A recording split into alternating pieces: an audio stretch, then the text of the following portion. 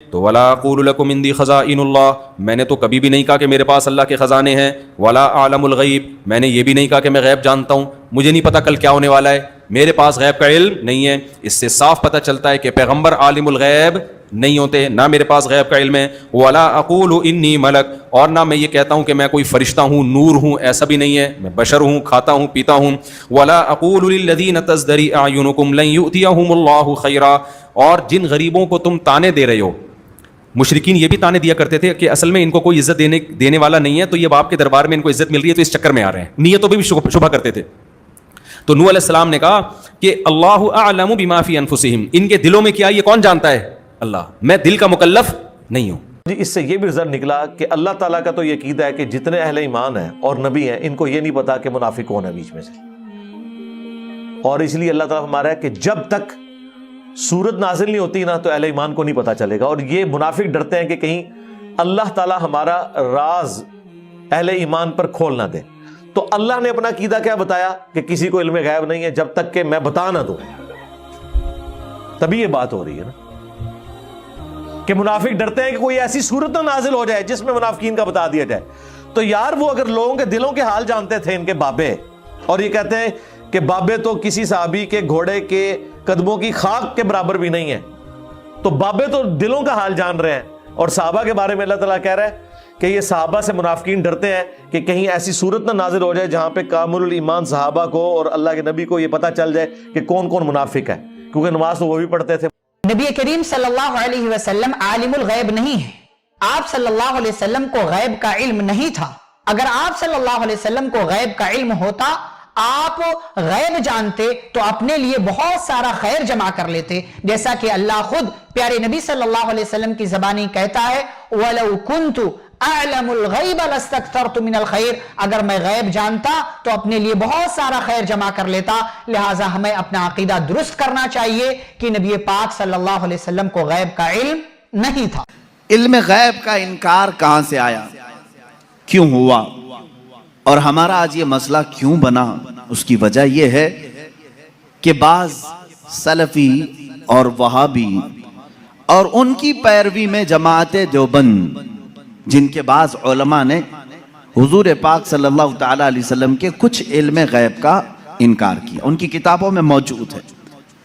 अब यहीं से ये मसला निकला, उनके इस मज़ऊमा बातिल अकीदे के ऊपर इमाम अहले सुन्नत फाजिल बरेलवी रहमतुल्लाह ताला अलैह ने पूरी किताब तसनीफ फरमाई, अद्दौलतुल मक्किया बिल माद्दतिल गैबिया, जिसमें तकरीबन 200 दलाइल से साबित किया है कि हुजूर पाक सल्लल्लाहु ताला अलैहि वसल्लम को मा काना व मा यकून का इल्म था। जो कुछ हो चुका और जो कुछ होने वाला है सबका इल्म था, सबका इल्म था। अब अगर हुजूर पाक सल्लल्लाहु ताला अलैहि वसल्लम के इल्म गैब के मुतालिक आप डिस्कशन में आ जाएं, तो अब मैं आपको बताता हूं, आपको किसने बताया कि इंसान अव्वल कौन था? दुनिया में सबसे पहले कौन आया? ये सबको मालूम है कि नहीं? आदम अलैहिस्सलाम है। वो सबसे पहले नबी थे, सबसे पहले रसूल थे। अब इससे पहले भी अगर जाएं, आदम अलैहिस्सलाम को पैदा कैसे किया गया? आदम अलैहिस्सलाम जन्नत में रहे, जन्नत से फिर दुनिया में भेजे गए, उनकी पैदाइश के मामलात, उनके दुनिया में आने के मामलात, फिर सैयदना नूह अलैहिस्सलाम ने तबलीग फरमाई 950 साल, उसके बाद और भी अंबिया इकराम अलैहिस्सलाम के वाक़यात। ये सब बातें आपको बताई किसने? किसने खबर किया? कौन बताया आपको? सबका नुक्ता इत्तिहाद तुम्हारे यहाँ जमा होगा मोहम्मदुर रसूलुल्लाह सल्लल्लाहु अलैहि वसल्लम। अगर अल्लाह के रसूल सल्लल्लाहु ताला अलैहि वसल्लम ना बताते तो न तुम्हें आदम अलैहिस्सलाम की खबर थी, न तुम्हें नूह अलैहिस्सलाम की खबर थी, न तुम्हें इब्राहीम और इस्माइल अलैहिस्सलाम की खबरें थी, न तुम्हें हज़रत यूसुफ अलैहिस्सलाम के वाक़यात मालूम थे। कुरान जो कुछ भी बयान हुआ है वो मुस्तफ़ा की ज़ुबान से तो बयान हुआ है, मेरे आका सल्लल्लाहु ताला अलैहि वसल्लम के ज़ुबान से बयान हुआ है। तो मेरे अजीज़ों, जो हो चुका हुजूर उसका भी इल्म रखते हैं, जो हो चुका मेरे आका सल्लल्लाहु ताला अलैहि वसल्लम उसका भी इल्म रखते हैं, उसकी खबर रखते हैं। अब बाद में होने वाला ये भी आपको मालूम है, हर मुसलमान का अकीदा है क़यामत आने वाली है या नहीं? अगर इनकार करोगे तो इस्लाम से निकल जाओगे। क़यामत कैसे आएगी इसका पूरा नक्शा भी मालूम है। कैसे आएगी आपने उलमा से सुना होगा, किताबों में पढ़ा होगा।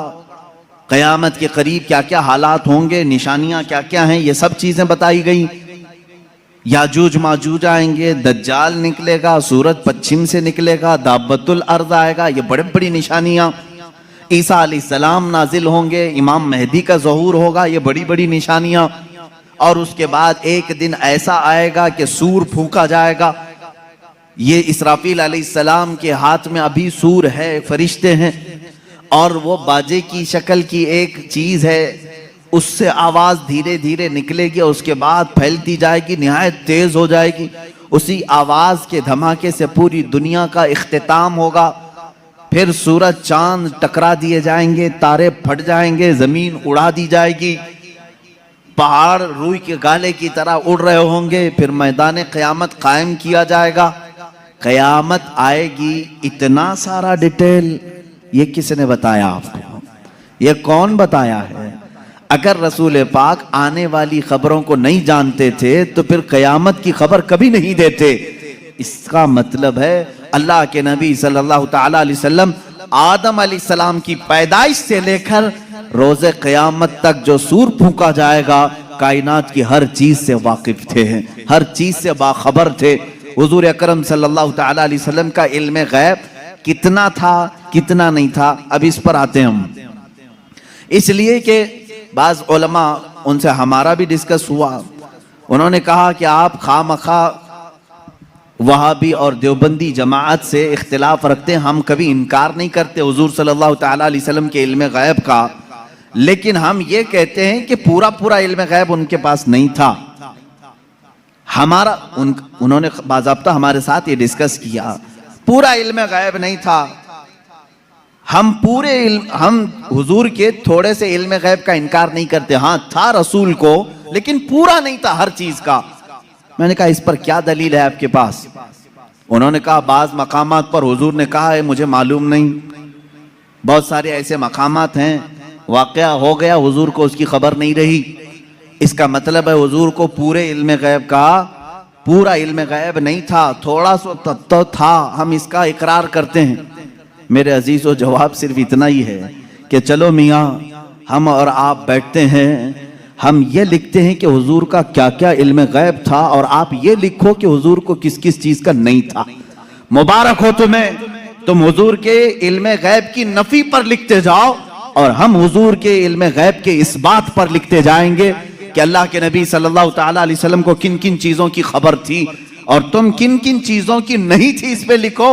और उसके बाद मातम करो अपनी जिंदगी पर कि अल्लाह ने तुम्हें किस तरह की ये ड्यूटी लगाई कि नबी कौनैन का नक्श निकालने पर पूरी जिंदगी लगा दी। हुजूर पाक के सल्लल्लाहु तआला अलैहि वसल्लम के मर्तबे को कम करने के लिए तुम्हें ड्यूटी लग गई, तुम इस चीज पर तैयार हो गए। अजीज़ान गिरामी वक़ार, पहले ये तो मुझे बताएं कि कौन है जो ये इंसाफ करेगा, इतना था इतना नहीं था, कितना था? क्या तुम नबी के जमाने में हो? हुजूर पाक सल्लल्लाहु तआला अलैहि वसल्लम से तुमने कुछ पूछा है इस बारे में?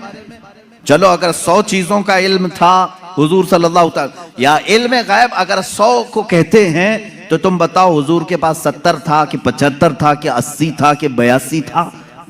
कोई हद है तुम्हारे पास? नहीं बता सकेंगे, मेरा चैलेंज है। वो कहते हैं बाज का था। अरे मियाँ, वो बाज की भी तो तहदीद कर दो, बाज का मतलब क्या है? नहीं, बाज का इल्म गैब था। आज भी वो कहते हैं हुजूर को बाज चीजों का इल्म गैब था। मैं यही कहता हूं वो बाज कितना था ये आप मुतय्यन करके बता दो। चलो 30% था, 40% था, परसेंटेज नहीं बयान कर सकेंगे। जहां उन्होंने उंगली रख दी कि इतना था, तो फिर वो इस्लाम में ज्यादती करने वाले बन जाएंगे और खारिज इस्लाम हो जाएंगे। हुजूर के इल्म को उन्होंने अगर घेर दिया इतना था। अब हमसे वो पूछते हैं, चलो ठीक है, हम नहीं बताते कितना परसेंट था, आप ही बताओ कितना था। हम कहते हैं अल्लाह के बाद अगर कोई इल्म है तो रसूल पाक के बाद, तो अल्लाह का नापो, उसके बाद पता चल जाएगा। अल्लाह रब्बुल इज्जत का जो इल्म है उसके बाद अल्लाह ने अगर किसी को इल्म अता किया है तो अपने रसूल को अता किया। यह हमारा अकीदा है। अब हमें मालूम नहीं अल्लाह का इल्म कितना है, अब हमको वो असल मालूम नहीं, तो फिर जिसको अता किया उसका क्या हम हिसाब कर सकेंगे। अब एक एग्जाम्पल मैं आपको बता दूं, सैयदना खिजर अलैहिस्सलाम जिनको खदिर कहा गया है, मूसा अलैहिस्सलाम और हजरत खदिर का जो वाकया है सूरह कहफ में है। उन्होंने खुद कहा है कि मुझे बाज चीजों की हिकमत दी गई। हजरत मूसा अलैहिस्सलाम हजरत खिजर से मिलने के लिए गए थे, मालूम होगा आपको वाकया। मूसा अलैहिस्सलाम अपने जमाने के जलीलुल कद्र पैगंबर है। आपने अल्लाह की बारगाह में दुआ की कि अल्लाह जो इल्म और हिकमत से भरा हुआ तेरा बंदा है, मुझे उससे मुलाकात करा। अल्लाह ने फरमाया एक मछली भून करके ले चलो, समंदर के किनारे किनारे चलते रहो, जहां ये मछली जिंदा होकर समंदर में चली जाए वहां मेरे उस बंदे से तेरी मुलाकात होगी। कुरान पाक में ये मौजूद है सूरह कहफ में। मूसा अलैहिस्सलाम अपने गुलाम के साथ लेकर चलते रहे, एक जगह आराम करने के लिए आप रुके, सो गए, मछली वहीं जिंदा हुई, भुनी हुई मछली, तली हुई मछली जिंदा हुई और समंदर में कूद गई। गुलाम ने खबर नहीं किया, उठाया नहीं। मूसा अलैहिस्सलाम आराम फरमा रहे थे, फिर जब बेदार हुए तो गुलाम भूल गए, आगे चल पड़े। मूसा अलैहिस्सलाम को भूख की शिद्दत हुई तो आपने कहा लाओ वो मछली खा लेते हैं, अब लंबा सफर नहीं होगा। तब गुलाम ने कहा वो मछली वहीं उछल कर चली गई थी जहां आप आराम कर रहे थे। वाकया तवील है। वापस मूसा अलैहिस्सलाम वहां आए तो देखा एक सफेद पोश बुजुर्ग थे, उन्होंने आपका नाम लेकर के आपको सलाम की, मुलाकात हुई। हजरत मूसा अलैहिस्सलाम ने उनसे कहा कि मैं आपके साथ कुछ दिन रहना चाहता हूं। उन्होंने कहा तुम मेरे साथ नहीं सब्र कर सकोगे। मूसा अलैहिस्सलाम ने कहा रहूंगा।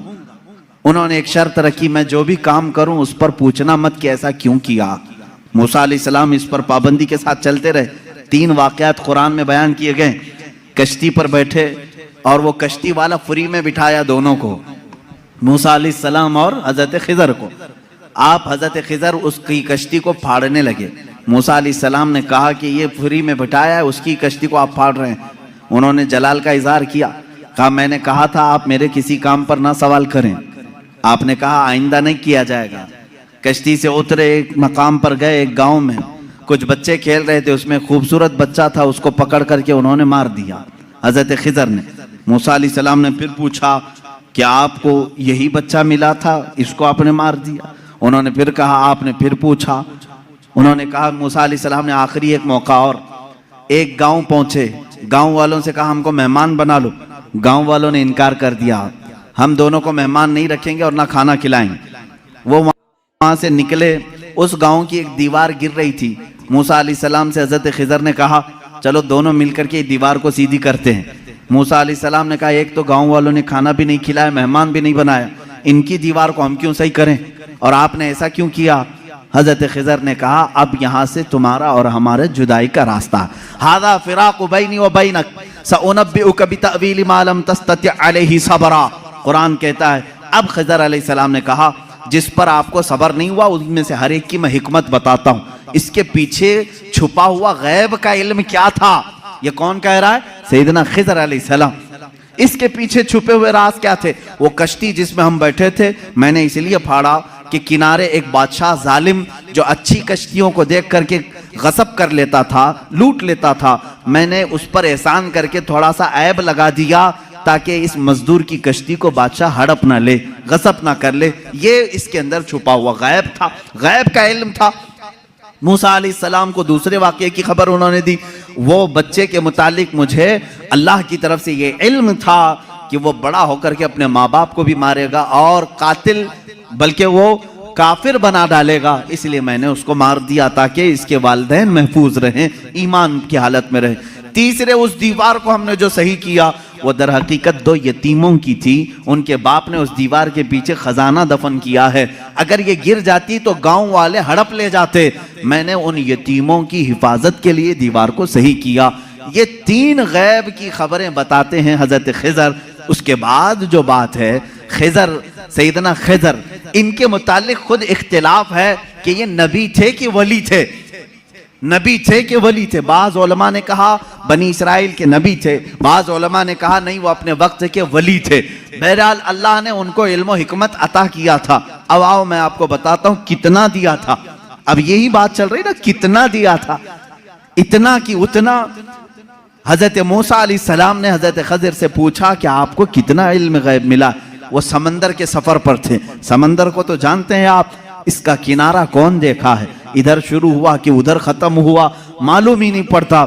समंदर तो वहां तक दिखता है जहां तक आसमान लगा हुआ दिखता है। समंदरों को आपने देखा होगा तो मालूम है, हमने सफर भी किया है, कोई किनारा समंदर का दिखता नहीं जल्दी। हजरत खिज़र उस वक्त कश्ती में बैठे हुए हैं मूसा अलैहिस्सलाम के साथ। एक चिड़िया उड़ती हुई आई, बैठी, उसने चोंच मारा और समंदर से कतरा पानी पी और उड़कर चली गई। हजरत खिज़र कहते हैं इल्मे इलाही की मिसाल समंदर की तरह है, और चिड़िया ने जितना कतरा पानी उसमें से पिया उतना भी मुझे नहीं मिला है। ये कौन कह रहा है? सैयदना खिज़र, बनी इसराइल के नबी, जिनके गैब की खबरें मूसा अलैहिस्सलाम को बताई गई। उतना इल्म था उनके पास जो चिड़िया समंदर के कतरे में, समंदर में से जितना पी ले। मेरे अजीजों, अब यहां से कितना और इतना का अंदाजा वही कर सकेगा जो इल्मे इलाही को नापा होगा। अल्लाह का इल्म कितना है। अब यहां रसूल करीम सल्लल्लाहु ताला अलैहि वसल्लम के दरबार में आते हैं। अगर आप सवाल करते हैं कितना था कितना नहीं था, तो ये मसला हम डायरेक्ट अल्लाह से क्यों ना पूछ लें? ऐ मौला, अता करने वाला तू है, लेने वाला तेरा रसूल है, तू ही बता दे कितना इल्म था। कुरान के पाक की आयत आप चौथे पारे में पढ़ें, पांचवें पारे में पढ़ें। अल्लाह रब्बुल इज्जत फरमाता है वअल्लमका मा लम तकुन तअलम व कान फज़लुल्लाहि अलैका अज़ीमा। ऐ रसूल, हमने आपको इल्म गैब कितना दिया? कितना दिया? फरमाता है मेरा मौला, ऐ रसूल, हर उस चीज का इल्म दिया जो आप पहले नहीं जानते थे। अब क्या क्या नहीं जानते थे तुम तय करो, फिर मैं बताता हूं। हर उस चीज का इल्म अल्लाह ने उन्हें दिया है। तुम अगर कहते हो रसूल ये नहीं जानते थे, तो मौला तो कह रहा है जो रसूल नहीं जानते थे मैंने दे दिया है। तुम अगर कहोगे हुजूर बचपन की खबरें नहीं जानते थे, मैं कहूंगा अल्लाह वो भी दिया है। तुम अगर कहते हो पहले की खबर नहीं जानते थे, मैं कहूंगा अल्लाह कह रहा है वो नहीं जानते थे, वो भी दिया है। तुम कहते हो क़यामत के बारे में रसूल नहीं जानते थे, अच्छा है, तुम जितने नहीं जानते थे वाले वर्ड्स लाओगे, कुरान की आयत के नीचे अल्लाह ने वही फरमाया वअल्लमका मा लम तकुन तअलम। ऐ रसूल, जो जो नहीं जानते थे सब मैंने दे दिया है। जो जो नहीं जानते थे, तुम जो भी कहोगे ये नहीं जानते थे, साफ कहो हाँ ठीक है नहीं जानते थे, लेकिन अल्लाह कह रहा है रसूल जो नहीं जानते थे वो दे दिया है। अब तेरा लफड़ा किस बात पर है? तेरा झगड़ा किस बात पर है? अल्लाह खुद कह रहा है जो नहीं जानते थे वो मैंने दे दिया। अब इस आयत ने पूरा फैसला कर दिया है। अब यहां पर आए, डिस्कस होता है तो बाज लोग ये कहते हैं कुरान की आयत है, कुरान कह रहा है वइंदहु मफातिहुल गैब ला यअलमुहा इल्ला हु। अल्लाह के पास गैब के खजानों की चाबियां हैं, कोई दूसरा नहीं जानता। एक आयत है। दूसरी आयत जो ये पढ़ करके हमें सुनाते भी हैं और सल्फी, और कहते हैं तुम रसूल को इल्म गैब कहते हो। कुरान कह रहा है कुल ला अक़ूलु लकुम इंदी खज़ाइनुल्लाहि वला अअलमुल गैब। ऐ रसूल आप फरमा दे मेरे पास अल्लाह के खजाने नहीं और मैं गैब नहीं जानता। यह आयत में साफ है, और मैं चुरा करके नहीं जाऊंगा, साफ पढ़ करके जाता हूं। जो इनके एतराजात हैं, कहते हैं कि रसूल को अल्लाह ने खुद कह दिया ऐ रसूल आप कह दे मैं गैब नहीं जानता। रसूल ने कहा उम्मत से दो चीजें ये बताते हैं, इंदहु मफातिहुल गैब ला यअलमुहा इल्ला हु। अल्लाह के पास है गैब के खजाने की कुंजियां, चाबियां, कोई दूसरा नहीं जानता। दो आयतें, एक तीसरी आयत और भी पढ़ते हैं और ये कहते हैं इन्नल्लाह इंदहु इल्मुस्साअति व युनज़्ज़िलुल गैथ व यअलमु मा फिल अरहाम व मा तदरी नफ्सुम माज़ा तक्सिबु गदा व मा तदरी नफ्सुम बिअय्यि अर्दिन तमूत। बेशक अल्लाह के पास 5 चीजों का इल्म है, उसको कोई दूसरा नहीं जानता। क़यामत कब आएगी, बारिश कब आएगी, माँ के पेट में क्या है, यअलमु मा फिल अरहाम व मा तदरी, और कोई आदमी ये नहीं जानता कि कल क्या होगा। 5वीं चीज है कोई ये नहीं जानता कि किस जमीन में मरेगा। 21वें पारे की आयत है, अल्लाह फरमा रहे 5 चीजों का इल्म अल्लाह ही के पास है। मेरे अजीजों, ये सवालात के बौछार हैं जो एक सीधे साधे भोले भाले सुन्नी मुसलमान के सर पर लाद दिए जाते हैं और उसे बोझल करके कहा जाता है कुरान जब ये कह रहा है रसूल को कि आप कह दें कि मैं गैब नहीं जानता, और अल्लाह कह रहा है कि गैब के खजाने की चाबियां उसी के पास है, किसी के पास नहीं, तो जवाब देना मुश्किल होता है। बाज बंदों को कहते हैं हाँ सही बात है, हमारे मौलवी हजरात ने कुछ और बताया था, यहाँ बातें। मैं आज आपको खुल करके इन तमाम चीज़ों की वजाहत करूँगा। एक बात मैं तकरीबन यहाँ पर 100 किताबों से साबित कर सकता हूँ। मुसन्निफीन, शारहीन हदीस, सीरत निगार, मुहद्दिसीन, मुफस्सिरीन कुरान, इनकी पूरी जमातों के तकरीबन 100 अइम्मा इकराम की किताबों से हम साबित कर सकते हैं। इन सारी आयतों में अल्लाह ने जो फरमाया है कि किसी के पास नहीं, इसका मतलब क्या है? गैब के खजानों की चाबियां किसी के पास नहीं। मेरे अजीज, उससे कहो हम भी यही मानते, अल्लाह के सिवा किसी के पास नहीं। पहली आयत पर मैं बात कर रहा हूं। हमारा भी अकीदा यह है गैब के खजानों की चाबियां सिर्फ अल्लाह के पास है, लेकिन उसी आयत में ये कहीं दिखा दो कि उस खुदा ने यह भी कहा हो कि मैं किसी को देता भी नहीं। इस आयत में मुझे ये दिखा दो। ये तो मैं भी मानता हूं कि अल्लाह ने फरमाया गैब के खजानों की चाबियां सिर्फ उसी के पास हैं, मालिक वही है, लेकिन क्या उसने इस आयत में यह भी कहा कि मैं ये किसी को देता ही नहीं? ये मुझे बता दो। कहीं कहा अल्लाह ने मैं किसी को देता ही नहीं? लेकिन मैं तुम्हें बताता हूं, अल्लाह दूसरी जगह फरमा रहा है वमा कान अल्लाहु लियुत्लिअकुम अलल गैब वलाकिन्नल्लाह यज्तबी मिन रुसुलिही मन यशा। अल्लाह रब्बुल इज्जत के पास इल्म गैब के खजाने हैं, कोई दूसरा इसका मालिक नहीं। हाँ, अल्लाह फरमाता है वलाकिन्नल्लाह, लेकिन अल्लाह अपने बंदों में से जिसे चाहता है गैब के खजाने देता है। एक तरफ तो रब ताला फरमा रहे हैं, अब समझ में आई बात। दूसरी आयत ये नहीं पढ़ते, ये चुरा के जाते हैं। मैंने ये जो एतराज करते हैं वो भी आयत पढ़ी, और जवाब में जो आयत पढ़नी चाहिए थी वो भी मैंने पढ़ी। अल्लाह ने फरमाया बिल्कुल सच है, हमारा अकीदा भी यही है, गैब के खजानों की चाबियों का मालिक सिर्फ अल्लाह है। लेकिन उसने कहीं कुरान में ये नहीं कहा कि मैं ये चाबियां किसी को नहीं देता। कहीं कहा अल्लाह ताला ने, बल्कि रसूल से पूछते हैं। मेरे आका सल्लल्लाहु ताला अलैहि वसल्लम खुद फरमाते हैं, हदीस पाक है, सही हदीस है, उअतीतु मफातीह खज़ाइनिल अर्द। मेराज की रात आपको अल्लाह ने क्या क्या दिया? हुजूर फरमाते हैं, मुझे जमीन के सारे खजानों की चाबियां अल्लाह ने दी।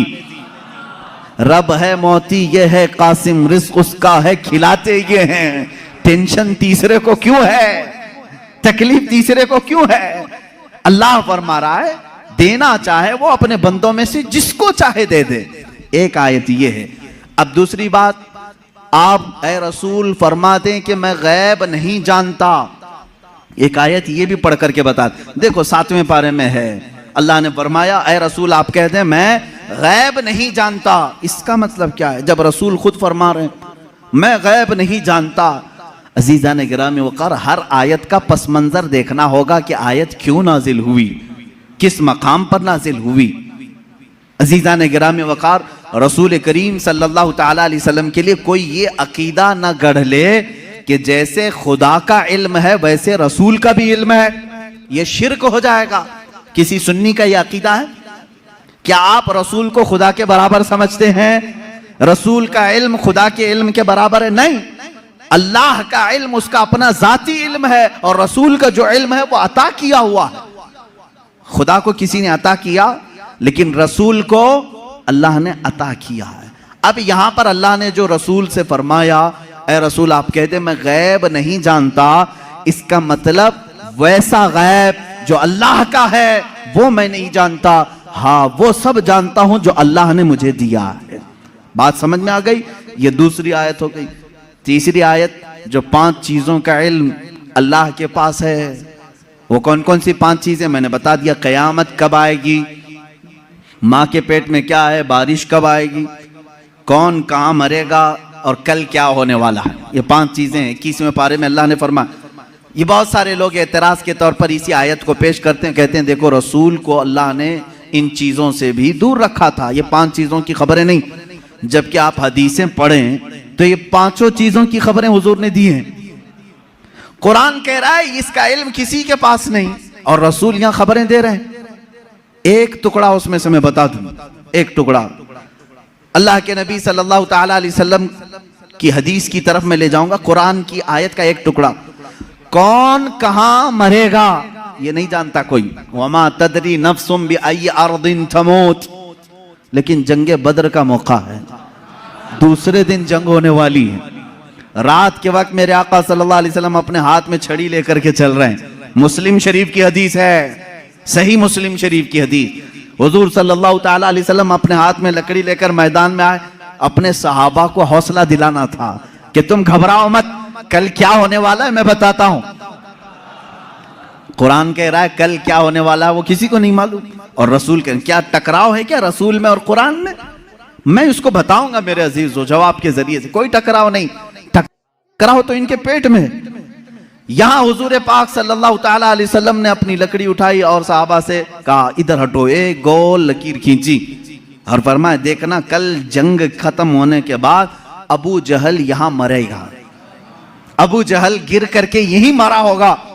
दूसरा दायरा खींचा और एक काफिर का नाम लिया, कहा यहां उतबा मरेगा, यहां शैबा मरेगा।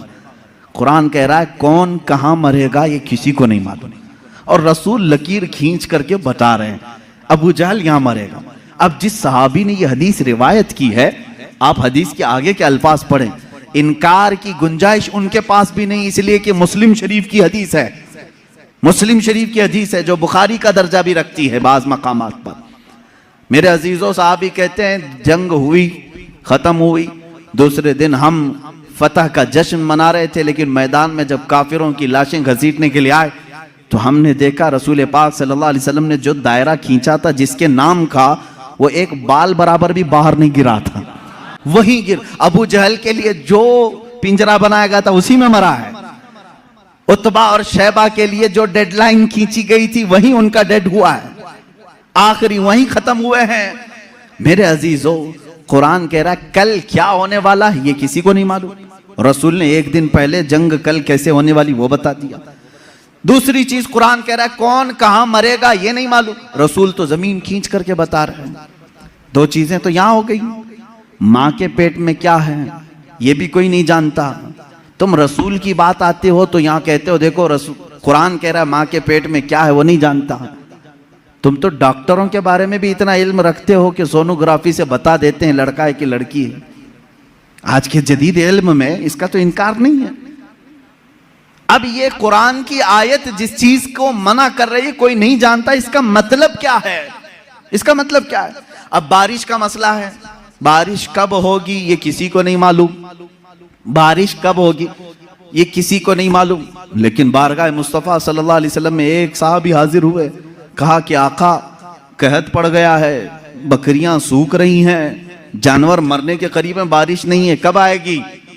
ये किससे पूछने आए साहबी? रसूल पाक से। जबकि कुरान कह रहा बारिश कब आएगी ये किसी को नहीं मालूम। मालूम होना ना होना अलग बात है। रसूल पाक ने कहा अभी नाजिल कर दे।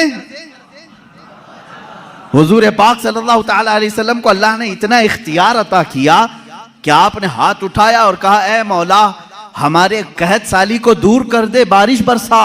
वो साहबी कहते हैं हमारे हाथ नीचे भी नहीं हुए थे कि बारिश शुरू हो गई, और इतनी हुई 8 दिन तक होती रही।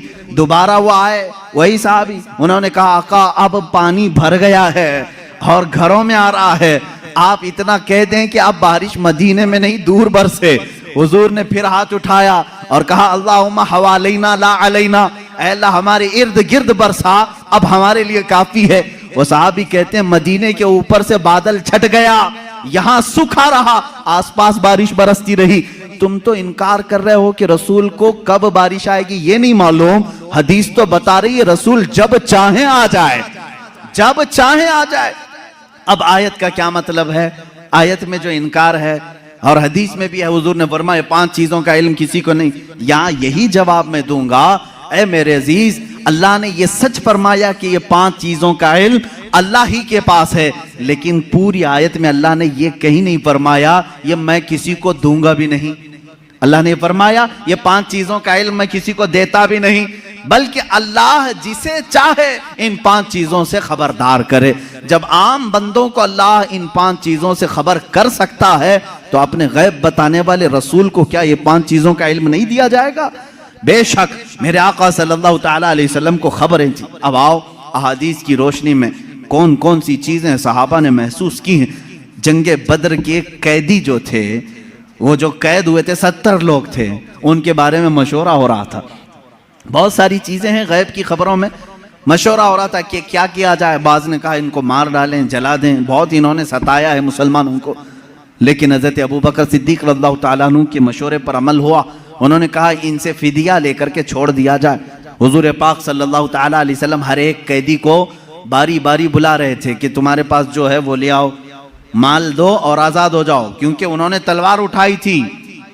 तलवार उठाने का ये जुर्म है, अब आज़ाद हो। दूसरी कौमें तो छोड़ती नहीं, तलवार उठाने वाले को मार दिया जाता है या जेल में डाला जाता है। ये मेरे आका का रहम था कि फिदिया दे करके उन्हें छोड़ा जा रहा था, इसलिए कि ये बाद में फिर दायरा इस्लाम में आएंगे, छोड़ा जा रहा था। उन्हीं कैदियों में हुजूर के चचा अब्बास भी थे। वो ईमान लाए हुए नहीं थे, काफिरों की तरफ से लड़ने के लिए आए थे। अब्बास वो भी कैदियों में थे, चचा हैं। हुजूर सल्लल्लाहु ताला अलैहि वसल्लम के पास पहुंचे, कहा ए चचा आप तो उनके दुश्मनों के साथ आए थे, फिदिया दो और आज़ाद हो जाओ। कहा मेरे पास कुछ भी नहीं है, मेरे पास कुछ भी नहीं है, माल कुछ भी नहीं है। हुजूर पाक सल्लल्लाहु ताला अलैहि वसल्लम ने क्या फरमाया जानते हैं? कहते हैं चचा जब मक्का से निकले थे, अपनी बीवी उम्मुल फजल को एक गठरी आपने सिक्कों की दी थी, फलां जगह छुपाने के लिए कहा था, वो गठरी मंगवाएं और फिदिया दें और आज़ाद हो जाएं।